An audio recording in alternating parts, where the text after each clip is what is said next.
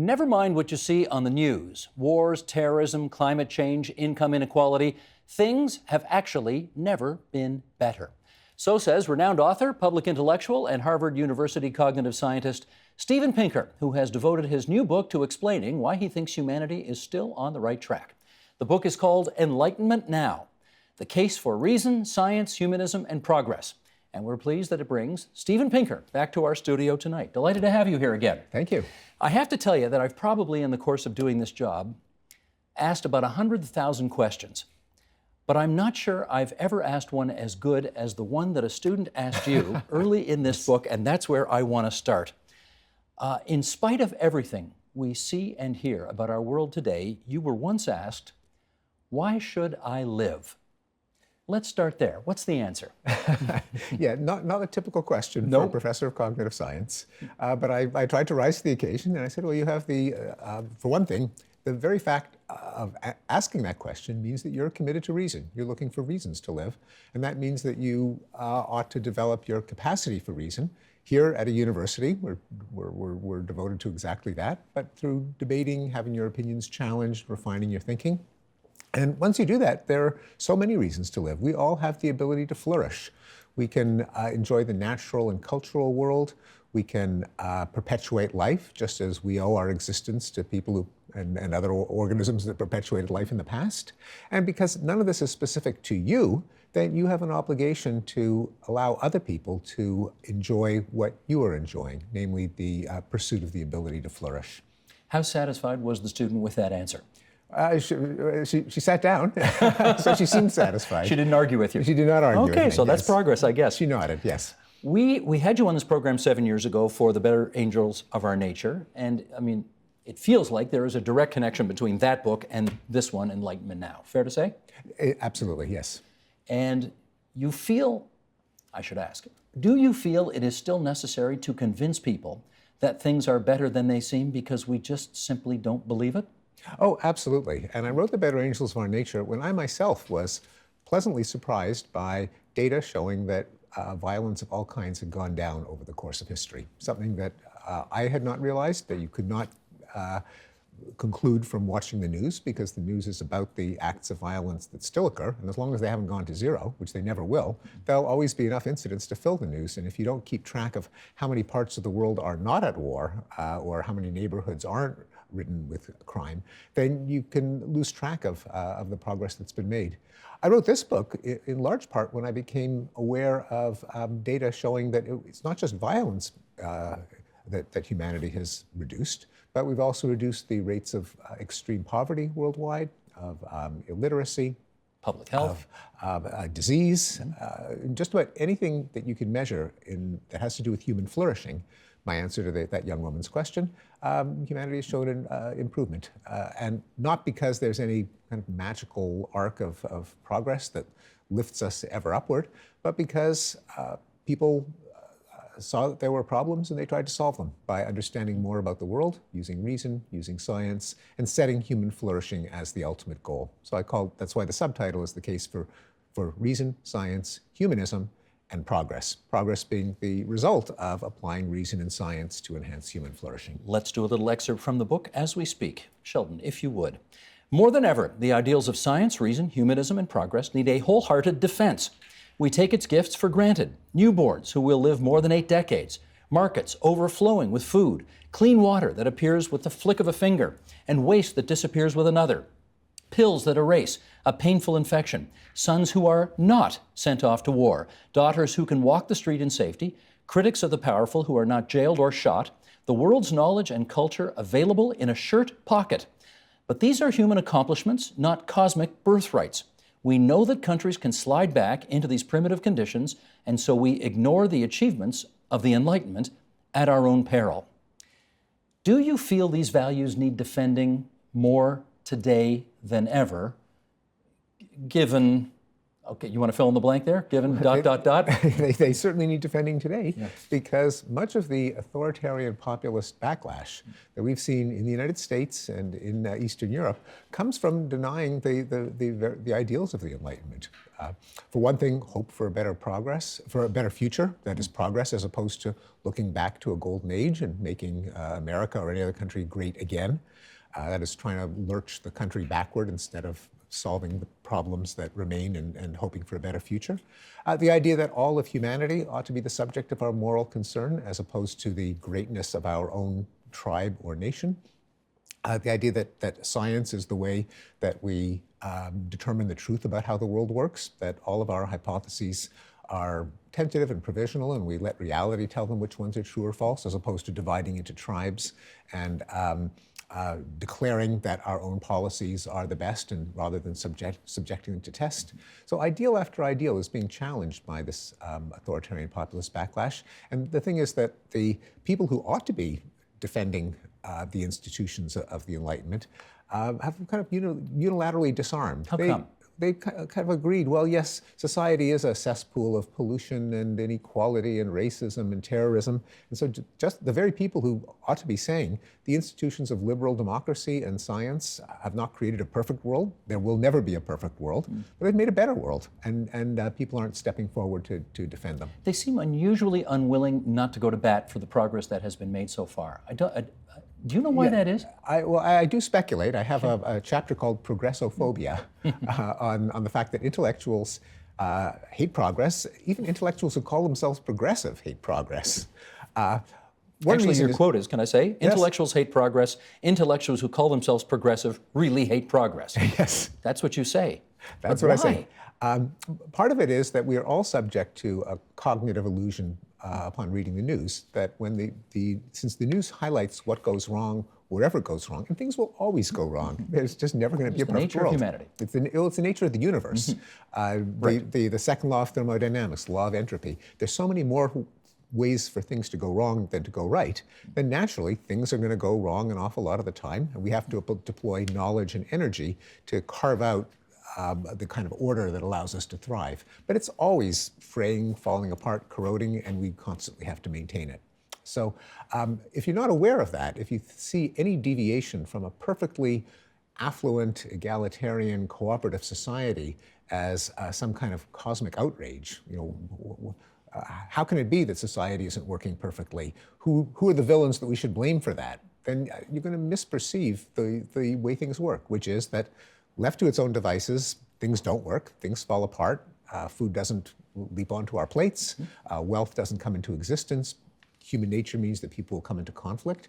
What we've achieved through the institutions inspired by the Enlightenment, like democracy, like science, like markets, is we found ways of creating wealth, of getting along as well as humans can ever get along.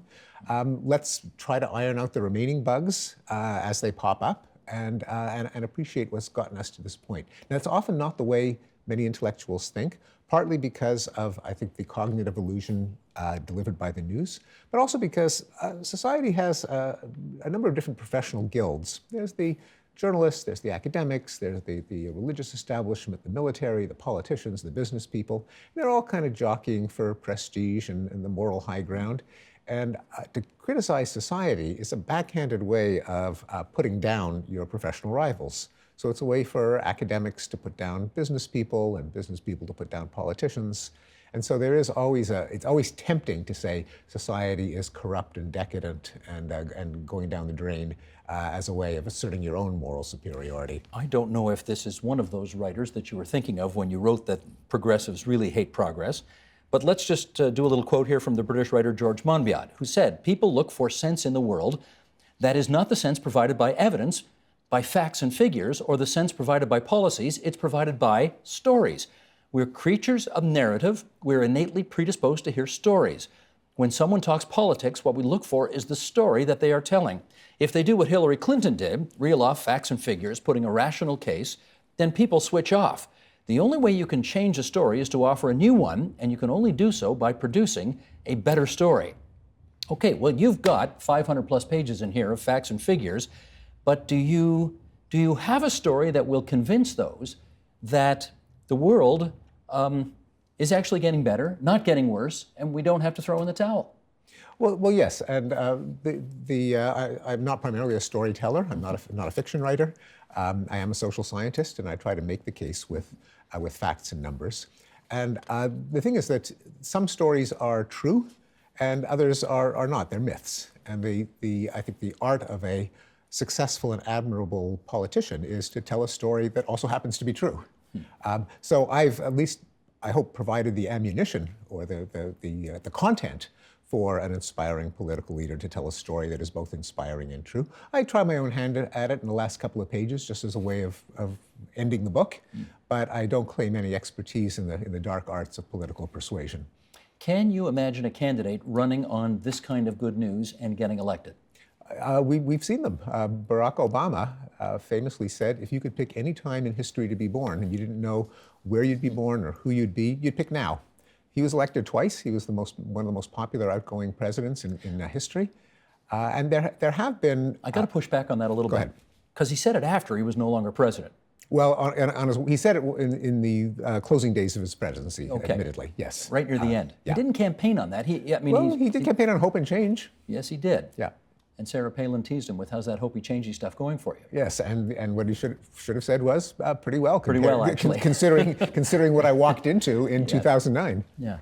It's a funny thing. You know, we see it right now with the Premier of Ontario, where all the numbers, remember that speech by Al Gore, all the numbers that are supposed to be up or down, all the numbers supposed to be down or up, inflation, unemployment rate, and all that. You know, most of the numbers in the province of Ontario that are supposed to be up are up, and most of the numbers that are supposed to be down are down. And yet she feels an obligation to remind everybody, she's been in power for 4.5 years, she feels an obligation to remind everybody that not everybody is sharing in the prosperity. And there are lots of people who still need our hope. It's almost as if she's focusing on the negative side of the story as opposed to the positive. Why do that? Well, it was said of Al Gore that his campaign slogan was, "You've never had it so good and I'm mad as hell about it." Same kind of thing. So my hunch is that these politicians are wary of appearing to be insensitive, out of touch, not caring about the vulnerable, the dislocated. And of course, a good politician knows how to weigh these conflicting demands, these trade-offs between bragging about how much you've accomplished versus seeming to be indifferent to the people who have been left behind. And the thing is, when you have an economy that's changing, and hopefully the economy always will change because we find more efficient ways of making things and doing things, we deliver more things at a cheaper price. That means that the jobs of yesterday aren't necessarily going to be here today. We don't have switchboard operators, and that's good because we have cell phones, which are better. We don't have wheelwrights. We don't have buggy whip manufacturers. We're not going to have coal miners much longer, at least we hope not for the fate of the planet. We do have to care about the coal miners. But we can't preserve an economy in which lots of people have this truly awful job of mining coal, not very good for their lungs, not very good for the planet. It's inevitable that things are going to change. Of course, I'm not a politician. I can say these things. A politician has to be able to be sensitive to this reality without alienating significant blocks of voters. Indeed. Let's start with some of the basics here as we consider the march of progress. For example, lifespan, healthcare, food. How have they been transformed in the last 2 centuries that we therefore are where we are now? Well, famines used to strike every continent and wreak devastation. They have been consigned now to basically regions at war and the most remote parts of the world, where the rate of undernourishment, the rate of stunting are way, way down. Now we have a problem of obesity, not starvation. And that is a problem, but it's a better problem to have than starvation. Who was the comedian you quote in the book as saying, Chris Rock? It was Chris Rock. It was Chris Rock, yeah. Yes, this is the first society in history where the poor people are fat. Now, a politician could not say that. No, indeed. Maybe I can't even say that. But a comedian can. Yes, indeed. All right, let's keep going here. Lifespan. People in developed countries, life expectancy at birth is more than 80. Forget 70, it's 70. Whereas for most of human history, it was 30. Even taking the world as a whole, in fact, putting into the average all the people in sub-Saharan Africa and India and Bangladesh, the average is still 71. Almost no one guesses that it's that high. Going down in Russia. Well, the thing is that everything goes down somewhere. Again, progress isn't a magic escalator that raises everything everywhere all the time. There are always pockets, and there are sometimes outright reversals. In Africa as a whole, life expectancy went down during the height of the HIV/AIDS pandemic. In the world as a whole, it went down during the Spanish flu pandemic after World War I. So it can happen. It's not a guarantee that everything will go ever upward, but there have been recoveries after the dips. Life expectancy in Africa has gone up since the dip because of the AIDS epidemic. Quote from the book, forgive the interruption, but I'm going to move us along here so that we can cover all the things we need to. Many people today in developing countries do not have, quote, newborns who will live more than 8 decades, markets overflowing with food or clean water. So what is the story of progress as it relates to them? Oh, because there are fewer and fewer of those areas. Extreme poverty has declined from about 50% 30 years ago to less than 10% today. And the UN has set as one of its sustainable development goals, eliminating extreme poverty everywhere by the year 2030. And that is not some romantic utopian aspiration. It may not be met, but they'll come close. Do you know Michael Sandel well? Oh, yes, a good friend. Good friend? Yes, and of course, colleague at Harvard, yes. Colleague at Harvard, okay. Well, he was here last November, and here's what he had to say. Many of the people who supported Trump were working class and middle class people who were angry at liberal elites and who had presided over 2 to 3 decades of a kind of neoliberal global capitalism that rewarded those at the very top, but left most ordinary people feeling disempowered. We need to listen to the legitimate grievances, I think, of ordinary working people, men and women who feel excluded, who feel left out, who feel rightly that the version of global capitalism we've had has left them behind. And that, I think that many liberals and progressives have been tone deaf. Has he got a point? Well, there are a lot of people who absolutely hate the left, but what they hate is not capitalism. We haven't seen a candidate put into office in the United States because he campaigned against global capitalism, nor, since he's been in office, has he moved against capitalism.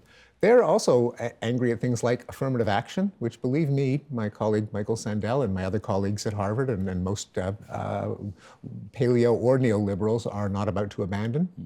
They're opposed to aggressive advancement of transgender rights and privileges, of protests against racism.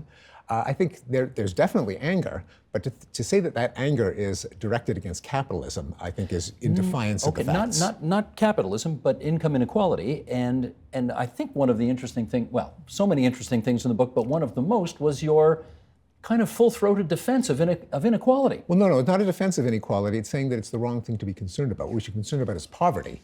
I don't think inequality is a good thing, but I think it's the wrong thing to take aim at. Because?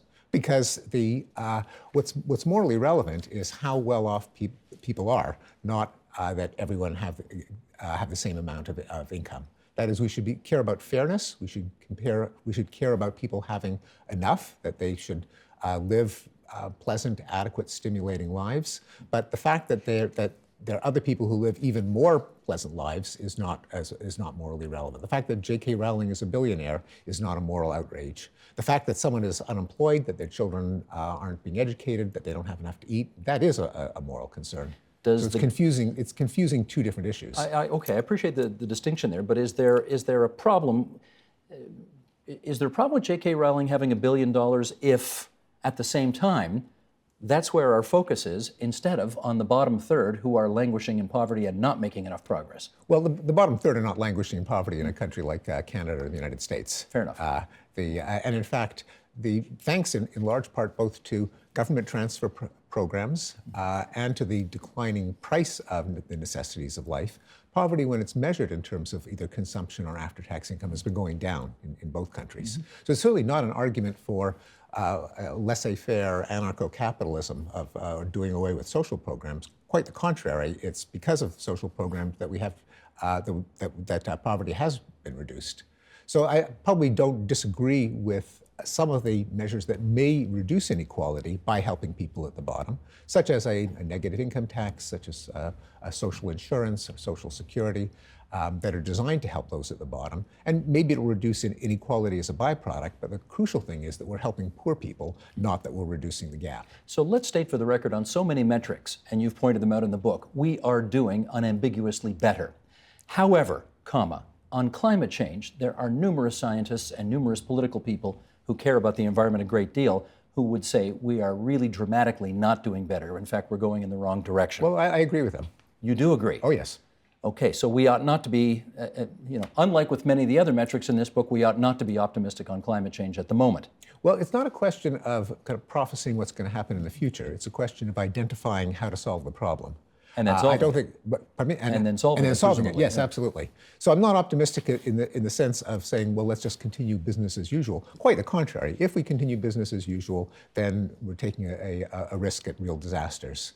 Because we've identified the problem as it relates to climate change. Yeah, we just don't appear to be doing very much about it yet. Well, not enough. We're doing something, and in fact, the growth in carbon emissions has leveled off. That's not enough. We've got to bring carbon emissions down to zero. So we have to develop and incentivize zero carbon energy sources, such as renewables, solar and wind, such as nuclear, which I think, and I think most experts agree, is going to have to be part of the solution to climate change, particularly since that solution is going to have to accommodate a rise in living standards in other parts of the world, like China and India and sub-Saharan Africa. We can't deprive them of the energy that we've enjoyed that has allowed us to climb out of poverty. To make that equation work out, that is to allow the world to get rich at the same time that we don't harm the planet, we're going to have to develop intensive, abundant, scalable, zero carbon energy sources. Given all of the good news you have in the 500 plus pages of this book, have you been able to come to a conclusion as to whether or not, generally speaking, the world is happier? Well, as best we can tell, the world is happier. Again, not everywhere all the time. A conspicuous exception is the United States, whose happiness has pretty much stagnated for 70 years. But 85% of countries for which we have data, there has been an increase in happiness. You are not the last person named Pinker to appear in this program. You may have heard of Susan Pinker. Any relation? Susan is my beloved sister. Yes, she is. She was on this program a couple of years ago, and here's what she had to say on loneliness. Sheldon, go. It's not only a massive thing, it's increasing, Steve, because about 30, 40 years ago, we had many more people we could depend on, which are our intimate networks, the people who are really important to us. And we also had more people that we met throughout our day, you know, at work, at school, when you bought your newspaper, nobody does that anymore, you know, when you bought your groceries. And so two kinds of networks have declined. The kind of network where you're close to people and see them often in person. So we used to have about 3 people we could depend on at times of trouble. Now we have 2 or fewer. And what are called the integrated networks, meaning the casual acquaintances that you have when you join a club, for example, or you participate at church or synagogue or in a volunteer group. And both of those are extremely important. She's talking about the fact that despite all of this reportage, and despite the fact that, generally speaking, we should be happier because of all this good news, we are lonelier. We've seen the United Kingdom now create a ministry for loneliness to combat what the Prime Minister refers to as this sad modern condition. How can we be happier and lonelier at the same time? Yes, well, again, some of the countries that are lonelier are the countries that are less happy, or at least haven't increased in their level of happiness. And indeed, social trust and social connection is one of the factors, in addition to sheer affluence and freedom, that go into a country's happiness rating. So it absolutely is a crucial component. The answer is we don't know what's going to happen going forward, but I hope that awareness of the kind of research that Susan Pinker discusses in The Village Effect will allow us to compensate for technological advances of handheld devices and social media, to allow us to enjoy the advantages without the disadvantages of relying on our devices instead of the face-to-face contact that she shows is so essential to health and happiness. I think it often happens when a new technology is introduced that people just adopt it because the advantages are so obvious, and the disadvantages people only become aware of later. It happened, say, with the introduction of the automobile, where there were massive deaths from accidents, cars crashing into each other, mowing down pedestrians. And it was only after several decades in which safety features and traffic laws were introduced to compensate for this new form of damage, that people got to enjoy the advantages without the disadvantages. And I think it's greater awareness of what we're in danger of losing from our electronic devices that'll have to sink in. New norms, new ways for people to meet each other in a face-to-face context that will push back against some of these damaging social developments that Susan writes about. I can't have you in that chair and not ask you about what appears to be an appalling new normal, and that is shoot-em-ups all over, particularly the United States, but in the Western world as well. Terrorist attacks, school shootings, shootings at outdoor concerts. And yet you tell us terror about terrorism is a sign not of how dangerous our society has become, but of how safe. Explain. Yeah. For one thing, rates of death by terrorism are down from what they were in the 1970s when there were secessionist and Marxist terrorist groups in many countries, including Canada. We had the FLQ, there was the Bader Meinhof, the Red Brigades, all of those. Palestinian Liberation Organization. The IRA and the Basque Independence Group, Puerto Rican groups, and so on. So it's not true that terrorism is increasing, except in war zones like Afghanistan and Iraq. The reason that it's an indication of how safe our society has become is that we tolerate no political violence. We expect our governments to keep us safe from violence everywhere all the time. That creates a niche for political actors like terrorists to instill terror. That's why it's called terrorism, by committing a tiny amount of violence that gets an enormous amount of publicity. And that's what both terrorism and rampage shootings are all about. Even though the homicide rate is way down in all Western countries, but especially the United States, where it was the highest, it's come down by about half. And there are far more deaths from ordinary homicides than there are from public shootings. There's the equivalent of a public shooting every single day in the United States in the ordinary police blotter homicides, and they've come down by more than half. And so the rampage shooters get instant fame, and partly they convince people that the world is becoming more dangerous, that they have to be taken more seriously, that they've made a difference, that they've changed history, because we become that much more safe, that the violence that remains gets saturation coverage. Let's finish up on this, because maybe by this point you're not astonished by the reaction that your books get now. But the fact is there is so much pushback to the message that you're trying to put out there, despite the fact that you've got it all here in black and white. I mean, the facts are facts, right? Facts are friendly, as somebody once said. Why do you think there is still so much pushback, so much anger to what you're trying to advance? Yeah, you think who could be against reason or science or humanism? And the answer is a lot of people. A lot of people, apparently. And it comes from different directions, and I anticipated them in the book. So reason is often opposed by people who confuse the undoubtedly correct fact that humans are irrational, or at least we have a lot of irrationality. In my own field, cognitive psychology, has demonstrated that beyond a reasonable doubt. But it doesn't mean that we're not capable of reason if we adopt certain norms and institutions, like free speech, like open debate, like empirical testing, like logical scrutiny. So we can collectively achieve a kind of rationality that none of us individually can aspire to.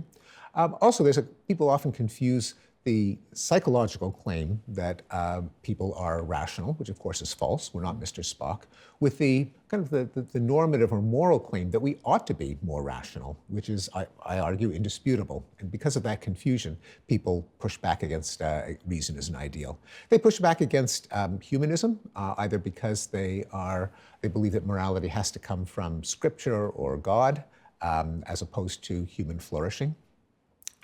They also push back under a kind of heroic Nietzschean Superman ideal that the teeming masses are not worth our consideration. It is only the great artist, the great military conqueror, the great leader, and that humanity advances only by the accomplishments of its greatest, and that the greatest thing in life is to appreciate fine art, and that maternal mortality and child mortality and early death in the developing world are kind of boring and trivial and bourgeois. So there's that kind of pushback. There's a pushback against science from people who believe that it has that it has contributed to threat of nuclear war and pollution, that maybe we were better off before the scientific revolution living in harmonious medieval villages. So yeah, I anticipated a lot of pushback. Do you mind being that lonely voice in the wilderness on this? Well, yeah, I'd like to persuade people, and I think I have persuaded some people. So it's not pleasant to be attacked and sometimes misrepresented, which often goes with being attacked. But I was certainly prepared for it. You realize if we don't figure out climate change, you're going to have to write another book that says, "Damn it, I guess I was wrong." Well, no, it's all the more reason to no, because I do not say, in fact, I adamantly deny that everything is going to get better. Yes, you do say there's nothing inexorable about it. How could you know? No, you have to make it happen. For example, and so across the board optimism, the belief that things must get better is as irrational as across the board pessimism. The belief things must get worse. It depends very much on what we do.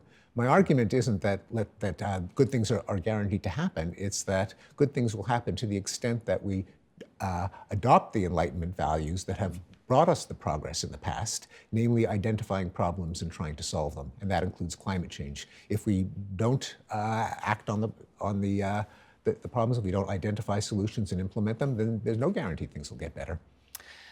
Before I thank you for coming on the program, I do want to get a guarantee from you that you will show up someday with Susan Pinker and we will do Pinker, Pinker, and Pagan all together on this program. I would love that. Okay, you're on. Have us back. You're on. Stephen Pinker, Enlightenment Now, the case for reason, science, humanism, and progress. Always good to have you on TVO. Thanks so much. Thanks so much. The Agenda with Steve Paikin is brought to you by the Chartered Professional Accountants of Ontario, helping businesses stay on the right side of change with strategic thinking, insightful decisions, and business leadership. Are you on the right side of change? Ask an Ontario CPA.